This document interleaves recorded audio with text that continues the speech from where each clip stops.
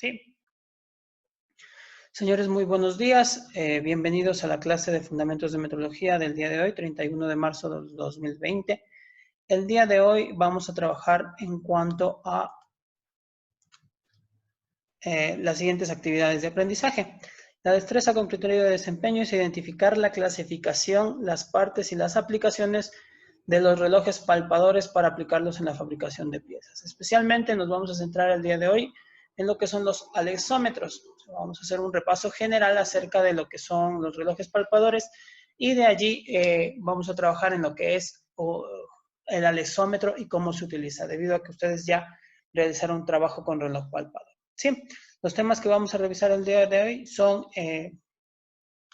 la descripción de los relojes palpadores y de los alexómetros, las partes de estos elementos, de estos instrumentos, la clasificación que encontramos en cuanto a relojes palpadores y el mantenimiento y manipulación. En realidad vamos a revisar lo que es la manipulación y utilización del mismo. ¿Cuáles son las actividades de aprendizaje? Por favor, revisemos las diapositivas que vamos a estar viendo en la pantalla, atendamos a la explicación de la clase y al final vamos a responder algunas preguntas de la clase. ¿Sí?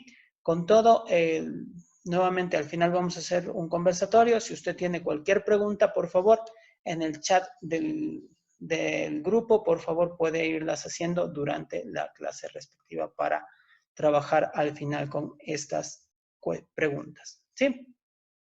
Entonces, iniciamos. ¿Qué son los relojes palpadores? Un reloj comparador o comparador de cuadrante es un instrumento de medición de dimensiones que se utiliza para comparar cotas. ¿Qué quiere decir esto de comparar cotas?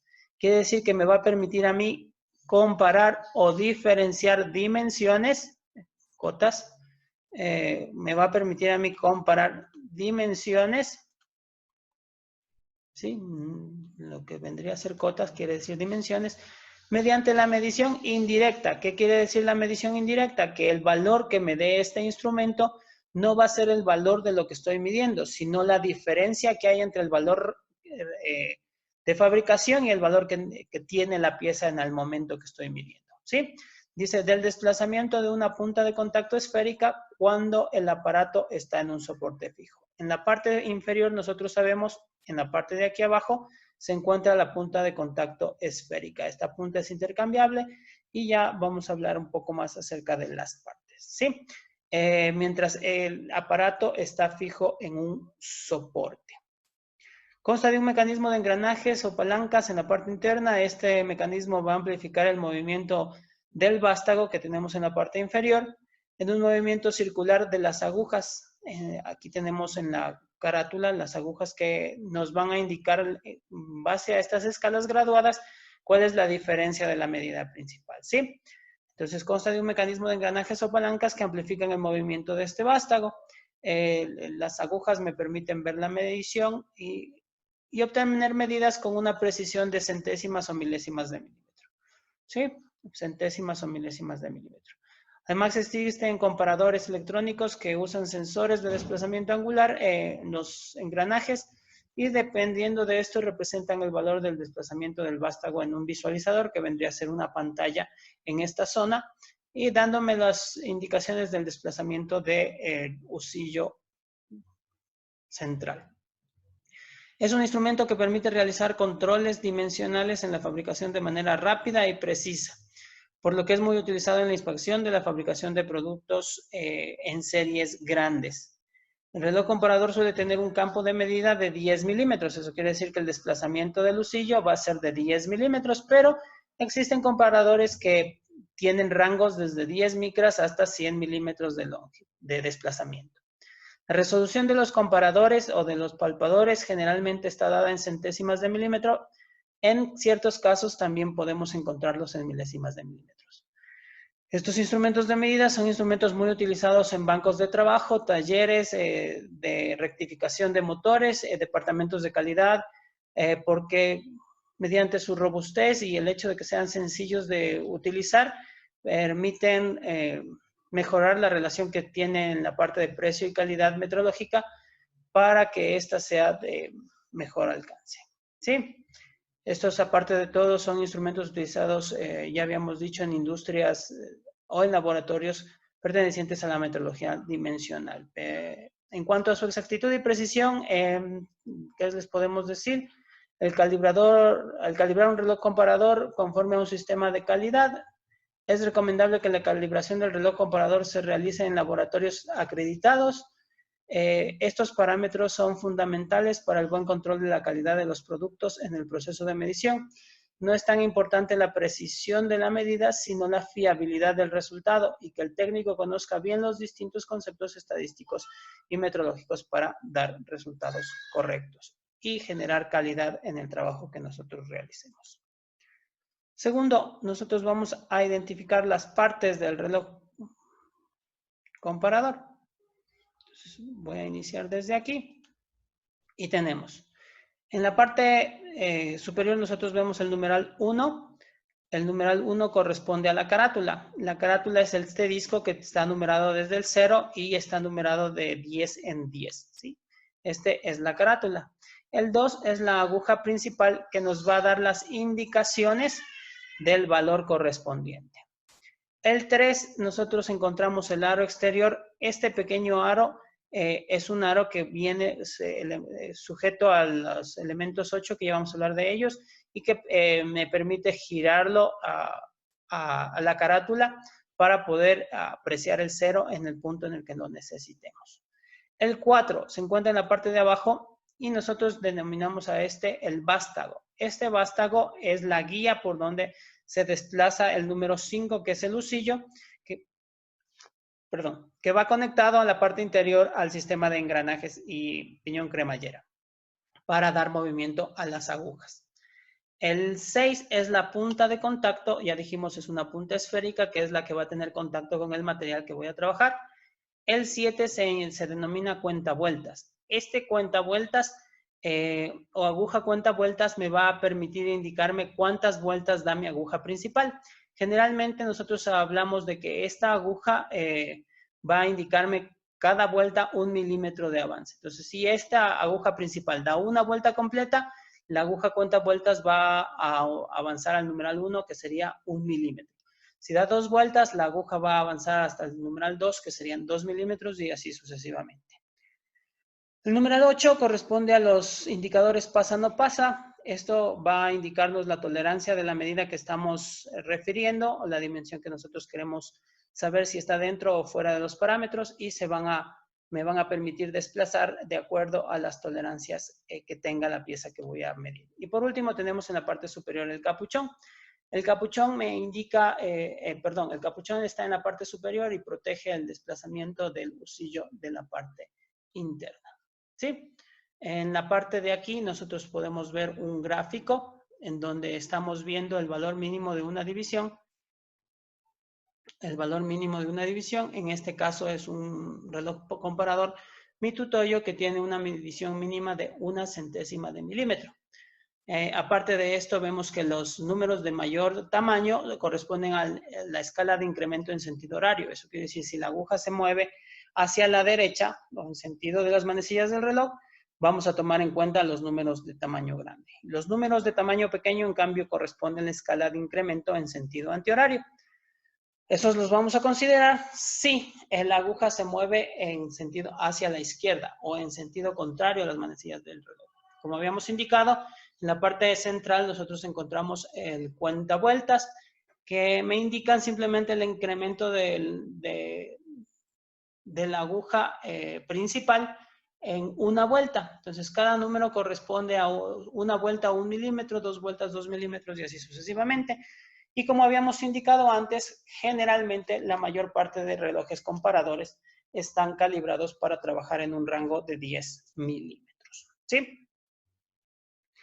Nuevamente repito, cualquier duda que ustedes tengan la pueden hacer llegar por medio del chat y así procedemos a trabajar durante esta clase. A continuación, nosotros vamos a ver la clasificación de los relojes comparadores o relojes palpadores. ¿Sí? Primero, nosotros debemos recordar que los relojes comparadores o relojes palpadores trabajan por medio de un accesorio que denominamos una base magnética. Esta base magnética a mí me permite sujetar el comparador o el palpador para tomar una medición precisa, sea en la actividad con la que trabajemos, ¿no es cierto? ¿Para qué me servían estos relojes comparadores o palpadores? Para medir la planitud o comprobar la planitud, la cilindridad, la circunferencia, la conicidad, el ovalamiento de piezas fabricadas. Y de allí nosotros vamos a encontrar tres tipos de comparadores que corresponden al comparador analógico, que es el que más utilizamos, el comparador analógico, el comparador digital. Voy a regresar nuevamente, el comparador analógico. ¿Por qué lo denominamos analógico? Porque vamos a tomar lecturas desde este visor, ¿no? Desde este visor de relojes por medio de agujas y un sistema visual de líneas, ¿sí? Segundo, tenemos el comparador digital. Este, ya habíamos dicho, trabaja por medio de sensores en la parte de los engranajes y en su pantalla me va a dar los indicadores de los valores correspondientes. Y el reloj palpador, que corresponde a un dispositivo que tiene una barra en la parte posterior que va a cumplir las veces del lucillo correspondiente. Por último, dentro de esta clasificación de relojes palpadores, nosotros vamos a encontrar el alezómetro. Este que se encuentra en este lado, este corresponde al alezómetro. El alezómetro simplemente es el adicional a un reloj comparador que nosotros tenemos en la parte superior, ¿sí? Con un accesorio inferior que me permite tomar medidas de cilindros internos. Ya vamos a hablar más puntualmente acerca de este equipo. Entonces, repetimos, nosotros tenemos 4 tipos de relojes comparadores: el comparador analógico, el comparador digital, el reloj palpador y el alezómetro. Aparte de eso, necesitamos una base magnética para trabajar con los 3 primeros. Vamos a centrarnos un poco en lo que corresponde al alexómetro o alezómetro. El alexómetro o verificador de interiores es un tipo de reloj comparador. Entonces, es un tipo de reloj comparador adecuado para la medición de diámetros interiores por comparación. Entonces, este me va a permitir especialmente el trabajo en donde más se ocupa este elemento es en la rectificación de motores. Ese es el principal uso que lo tenemos en nuestro medio, debido a que cuando se hace un proceso de reparación de un motor, los cilindros, por diferentes causas, estos pierden la forma interna de los cilindros donde van ubicados los pistones, y por medio de este instrumento nosotros sabemos qué trabajo debemos hacer, ¿sí? La mayor aplicación del alezómetro se encuentra en el mecanizado, donde es la herramienta específica para medir no solo el diámetro interior, como ya habíamos dicho, de los cilindros de motores, sino también el ovalamiento y la conicidad que existen en las superficies cilíndricas. Ya vamos a hablar un poco de esto, de qué quiere decir ovalamiento y conicidad, ¿sí? Aunque actualmente se comercializan diversos tipos de alezómetros, tanto analógicos como digitales, de variados diseños, podemos esquematizar sus partes básicas de acuerdo a la siguiente imagen. Es la imagen que tenemos aquí. No me voy a centrar tanto en la parte superior. ¿Por qué? Porque como ya dijimos, aquí en la parte superior nosotros estamos trabajando con un comparador de cuadrante. Entonces va a tener una aguja principal, va a tener una cuenta vueltas, va a tener la esfera orientable, la escala centesimal, la caja que vendría a ser el cuerpo de este elemento. Debajo de este viene una abrazadera que se va a sujetar al vástago del reloj comparador. Y el lucillo va a quedar en la parte interna de este elemento, ¿sí? Del alezómetro. En la parte de aquí abajo nosotros tenemos el cuerpo o mango. Este cuerpo o mango tiene en la parte interna una varilla que se desplaza en sentido vertical para empujar el vástago del reloj comparador y poder tomar la medida. En la parte inferior nosotros tenemos esta zona que es el tubo guía, el cabezal.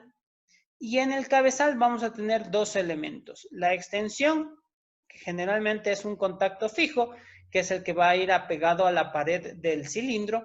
Y en este lado, el contacto sensible, que es un pequeño dispositivo que por medio de algunas calzas cilíndricas me van a permitir generar el desplazamiento para que la varilla que se encuentra dentro del cuerpo permita la presión sobre el vástago correspondiente. Nuevamente, si tenemos dudas, por favor, vía chat para responderlas al final de la exposición. Antes de iniciar con el proceso de medición, yo me voy a centrar un poquito en este gráfico para explicar lo que es la conicidad y el ovalamiento. Cuando hablamos de conicidad, estamos hablando de la variación de diámetros dentro de un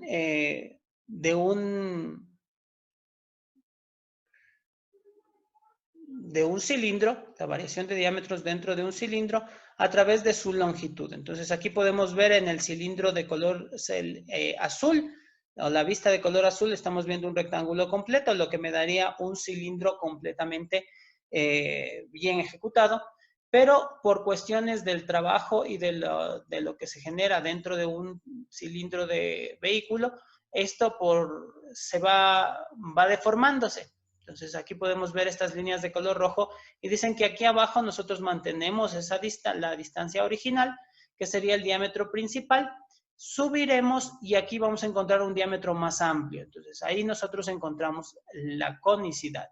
Es la desviación o diferencia que hay entre el diámetro de un punto y otro transversalmente al cilindro, ¿sí? Y ovalamiento, en cambio, es la diferencia máxima que existe entre la medida de dos diámetros que se cruzan en un ángulo recto. Entonces aquí nosotros vamos a encontrar que la medida 1 es más grande que la medida 2, produciendo que este ya no sea un cilindro completamente circular, sino que tengamos un elemento en forma de óvalo, ¿sí? Entonces allí para lo que corresponde a la explicación.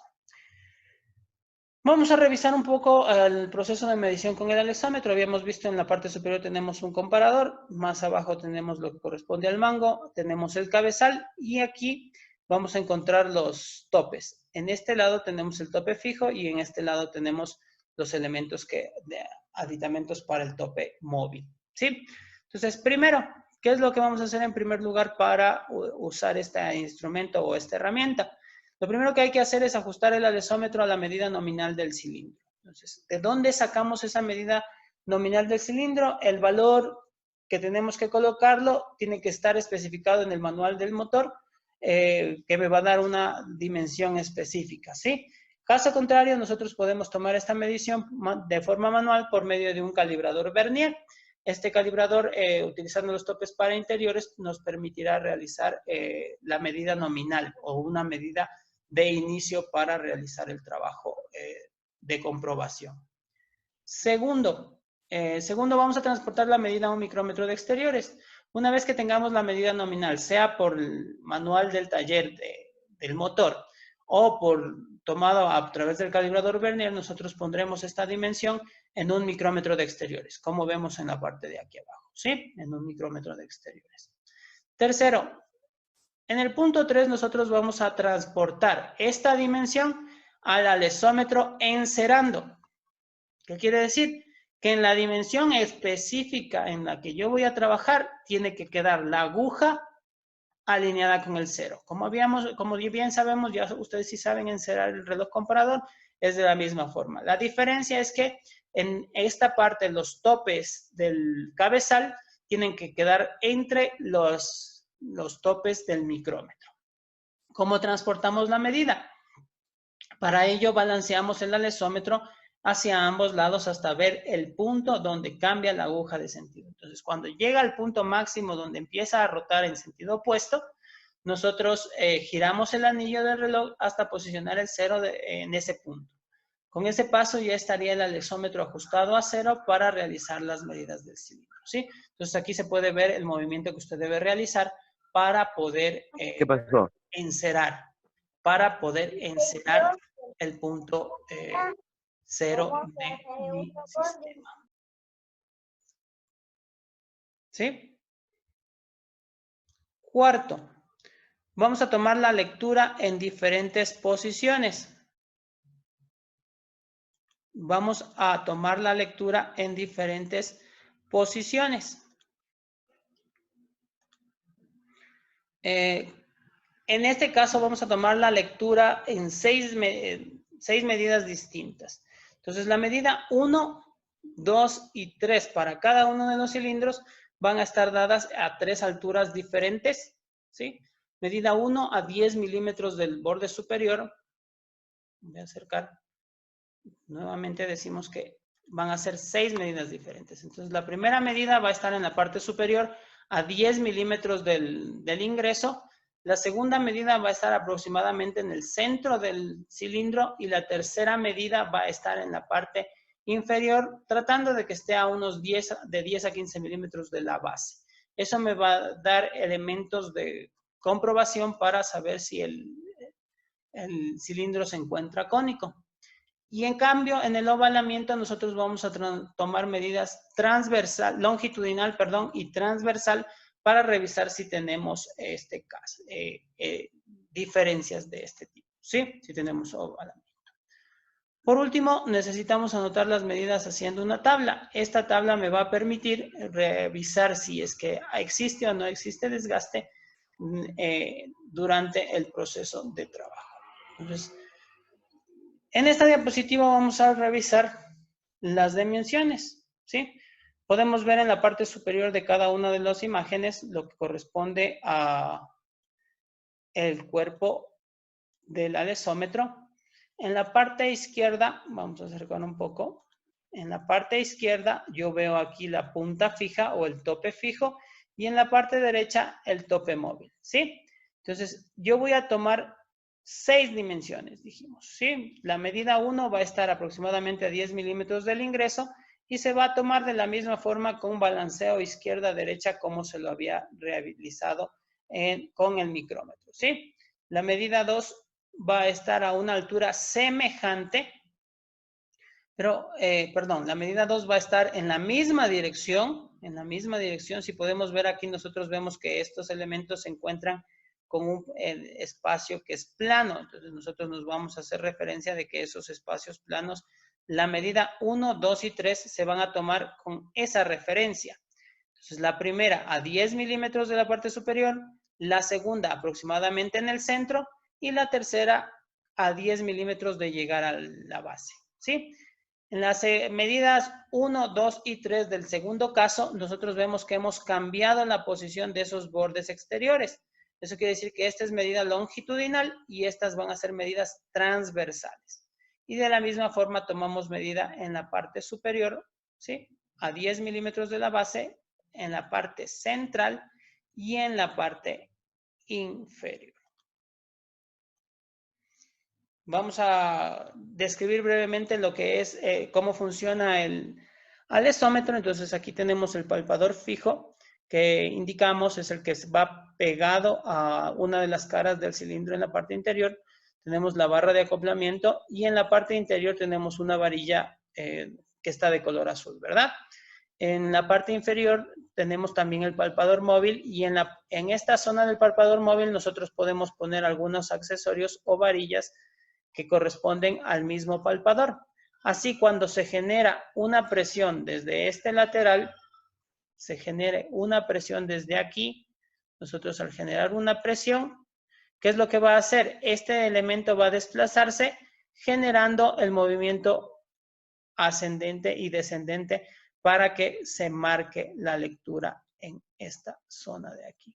¿Sí? El reloj palpador, ustedes ya lo conocen, entonces saben cómo funciona, ¿no es cierto? Entonces este dispositivo empuja esta barra o varilla interior, se presiona lo que corresponde al husillo y el husillo genera el movimiento de las agujas. Como ya habíamos dicho, vamos a analizar las diapositivas, vamos a extender a la explicación y vamos a responder algunas preguntas de la clase. ¿Sí? Entonces estamos bien con la lista, no hay preguntas de la clase.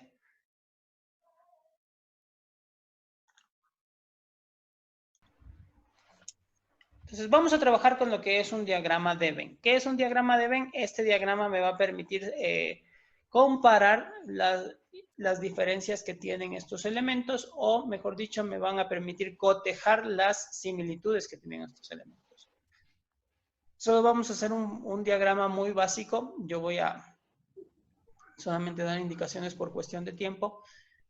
Y tenemos lo que corresponde a relojes comprobadores. ¿Sí? Yo creo que se ve bastante claro ya. Entonces tenemos en la parte izquierda lo que son las características del reloj palpador.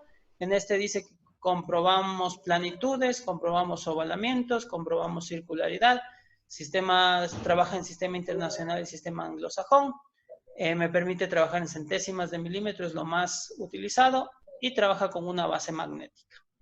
En cambio, el alexómetro me permite comprobar cilindridad, me permite comprobar ovalamientos, me permite trabajar con sistema internacional y anglosajón, y me permite trabajar en centésimas de milímetro, es lo más utilizado, y es un accesorio de comprobación. Entonces, ¿quién me ayuda, señor Toapanta?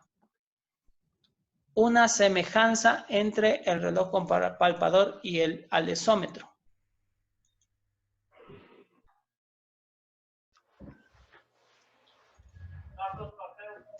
No hay, señor Topanta. Los dos sirven para darnos una dimensión. Nos sirven para darnos una dimensión por comparación. Los dos están en más de milímetros. Correcto, señor Sánchez. Los dos están en centésimas de milímetro. Como habíamos dicho en la clase, también existen en milésimas de milímetro, pero el que más utilizamos acá es el de centésimas de milímetro. ¿Qué más? Que están en sistema internacional y anglosajón. Perfecto. Vamos a encontrarlos en ambos sistemas, ¿no? En sistema internacional y sistema anglosajón. ¿Sí? Entonces, esas coincidencias son las que deben entrar en esta zona central. Entonces, también, por ejemplo, el palpador me permite comprobar ovalamiento, al igual que el alexómetro, ¿sí? ¿Cuál sería una de las diferencias que, en cambio, que existen entre palpador y alexómetro? Pero no tiene eso. A ver. No tienes. ¿Quién participa, señor Sirve Solórzano? para comprobar planitudes y el otro Correcto. El reloj palpador me permite comprobar planitudes, el alexómetro no me permite comprobar planitudes, me permite comprobar la cilindridad de perforaciones o cilindros, ¿sí? Otra más que se encuentra acá abajo.